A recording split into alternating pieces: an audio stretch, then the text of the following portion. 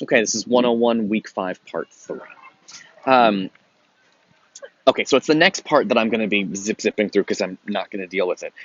Partly because, you know how I've been teaching you this whole semester about words and how they can kind of connect to the way they connect to other words and word history. I just pointed out 2 seconds ago that Venus is the goddess of love, and that venereal diseases are the diseases of the goddess of love. The VEN in venereal is the same VEN in Venus. They are linked and connected. Socrates is going to do that in the next 2 paragraphs a little bit. Of course, Socrates didn't speak English. He spoke ancient Greek, and since we don't speak ancient Greek, those word connections are going to make no sense because they're foreign words, and it's impossible to follow the links and connections between them. So I'm going to read this really quick and just kind of zip right by it. Don't worry about it, and then we'll pick it up in a second. So let's see what we got here. Know then, fair youth, there will be more reason in appealing to ancient inventors of names who would never have connected prophecy, which foretells of the future and is the noble of arts, with madness. Because apparently in ancient Greek, the word prophecy and madness are connected. You can see in the parentheses, they're similar words. Or call them both the same name if they had deemed madness to be a disgrace or honor. So he says, listen, since the word prophecy and craziness come from the same root, then craziness must not be all bad, since prophecy is good. And again, I know we don't believe in foretelling the future, but you can think of really any kind of religious irrationality in thinking about this. Okay, let's keep going. Focus. Okay. Okay, sorry, got a little off track here. Okay. They must have thought there was inspired madness was the noble thing, for the two words are really the same, and the letter T is only, I don't care about that. And this is confirmed by the name which was given by them to the rational investigation of futurity, that's prophecy, religious stuff, whether made by the help of birds or other signs. This, for as much as this is an art which supplies the reasoning faculty of the mind and information to human thought, they originally termed blah, blah, blah, but the word has been lately altered and made sonorous, blah, blah, blah. Okay, I am just skipping this. I can't deal with it. Okay, I'm going here. Again, where plagues and mightiest woes have bred in certain families, owing to some ancient blood guiltiness, their madnesses entered with holy rites and prayers, by inspired utterances found some way of deliverance for those who are in need. And he who has part in this gift, and is truly possessed and duly out of his mind by the use of purifications and mysteries, made whole and except from evil, future as well as the present, and has a release from the calamity which was afflicting him. So he talks about a kind of craziness that will get you out of jams, will get you out of trouble. And he's speaking here of, and this is a little tricky, and this is really gonna, this is a little screwed up, but he's talking about like when you go to war. He's talking about families who have been cursed and they have to get out of it, and sometimes it takes craziness to do that. The example I would give here is of what's called berserker rage. If you know Wolverine from the X-Men, this is something that Wolverine deals with all the time. But it's this idea that you get in battle and you just lose your mind in the middle of battle and you just become this killing monster because all you are is like rage. That's a kind of madness that's useful. Could save your life in war, could save the lives of the people with you in war, if you kind of just like lose it on the battlefield and sort of kill all the enemies in a rage. That's what Socrates is talking about here. And he's got, there's ancient Greek stories about this happening to people who just, lost it and killed everybody, but in a good way. I don't know. I'm not really a violent person, but that's the concept here. All right, let's take a look again. He's going to keep going here.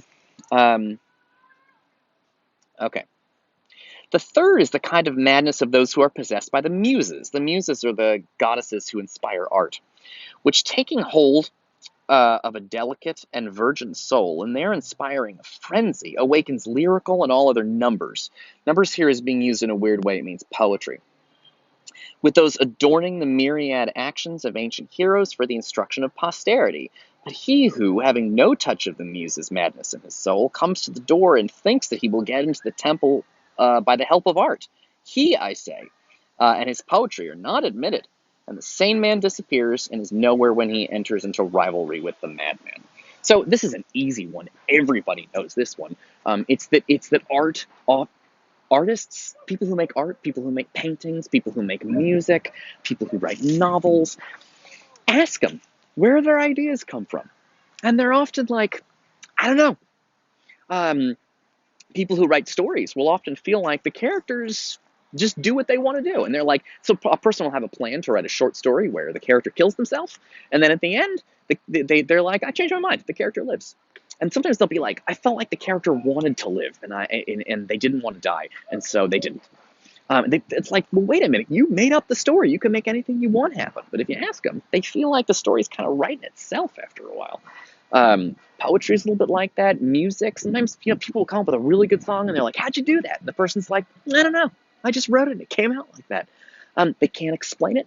It's irrational. That's madness. So, this is I know it sounds crazy, but this is exactly what I want you to do in your papers, which is Socrates. He sees both sides of a thing. Remember, in Unit 1, he talked about why craziness was bad. Here, he says, here's why craziness is good. Last time he had a lot of examples of craziness making people bad. For example, super jealous boyfriends who don't want the person they're in love to ever see anyone else. But here he's talking about good kinds of crazy. And he lists off with examples, right? So he mentions religious stuff is irrational. On battlefield stuff is irrational. Art is irrational. These are all good things. Maybe we need soldiers and artists and, religious people to, whoa. Okay, big noise. I thought it was interesting. It wasn't an interesting noise. The point is maybe we need a little bit of crazy. These are good kinds of crazy that he likes. Okay, cool. This is going good. So this is what you would do in your papers, right? Is you would list off examples, you would discuss each example, and you could even do a little bit of research, right? You could find out about battlefield madness. What do psychologists have to say about battlefield madness? What do psychologists have to say about the irrational process of making art? And the ancient Greeks believed that the gods inspired artists. Now, you don't have to believe that. We don't believe that anymore in modern day society, but it still doesn't make complete sense. Just because we go, the ancient Greeks believed in all kinds of wacky gods. They were, and people will be like, oh, they were so stupid back then. They didn't understand how things work now. Because here's a simple one. The ancient Greeks would believe that, like, the gods were causing earthquakes. And we're like, ancient Greek people were so stupid. They didn't understand that under the earth there are these tectonic plates and there's a scientific answer. Fine, okay. But the ancient Greeks also believed that art was created by the gods, right? We don't really have a better answer than that now. That's why I always hate interviews with artists, because the interviewers are always like, tell me, how did you come up with this? And they don't even know. Ask people how they came up with their ideas. They cannot tell you. I'm sure you have had a really good idea in your life. And if somebody said, how'd you come up with that idea? You're often like, I don't know, it just came to me. Where did it come from? Well, the ancient Greeks would say it came from the gods. We might say it comes from the unconscious or from who knows what. But the point is this is what you do in your papers. There are examples. He discusses individual examples. Notice how it's organized very clearly. He's got little sections and stuff. So, all right, this is going pretty good. Let's keep going. Socrates says, I might tell of many other noble deeds which have sprung from inspired madness. So he has other examples he could give. And therefore, let no one frighten or flutter us by saying that the temperate friend, meaning the one that is not crazy, is to be chosen rather than the inspired, the one who is a little crazy, inspired by the gods. But let him further show that love is not sent by the gods for any good to lover or be loved. If he can do so, we will allow him to carry off the palm, meaning he's the winner, because the palm is what they give people who win contests. It's a plant. And we, on our part, will prove and answer to him that the madness of love is the greatest of heaven's blessings. Right there. The madness of love is the greatest of heaven's blessings, and the proof shall be one which the wise will receive and the witling disbelieve. Right? Stupid people won't believe it, but wise people will believe it.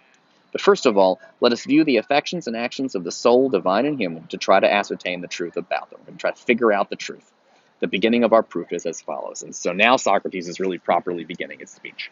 Because he says, here are examples of lots of good kinds of madness, right? The religious people, soldiers, and artists are all a kind of madness. And now Socrates is going to talk about a fourth kind of madness, which is that of the lover. And since the whole speech is about love, that's what he's talking about. And I'll see you guys in the next video.